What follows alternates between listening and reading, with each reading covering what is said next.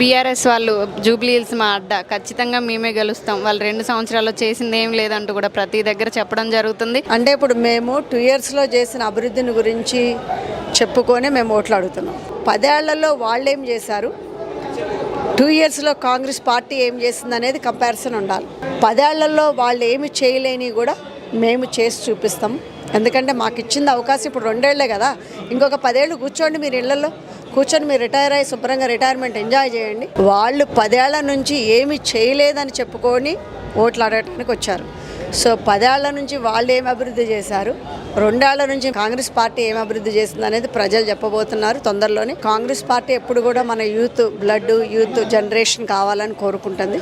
So మీ అందరికీ తెలుసు, మన యశస్విని రెడ్డి గారిని కూడా అదే పట్టుదలతో ఎట్లా గెలిపించామో, సో అదే విధంగా ఇప్పుడు రేపు నవీన్ యాదవ్ గారిని కూడా గెలిపిపోతున్నాం. ఎందుకంటే ఈజ్ ఆల్సో యూత్ ఐకాన్. వారు 1 సైడ్ అయిపోయిందంటారా? ఖచ్చితంగా కాంగ్రెస్ గెలుస్తుంది అంటారు ఇక్కడ నవీన్ పక్కన? తప్పకుండా నవీన్ యాదవ్ గారు గెలవబోతున్నారు.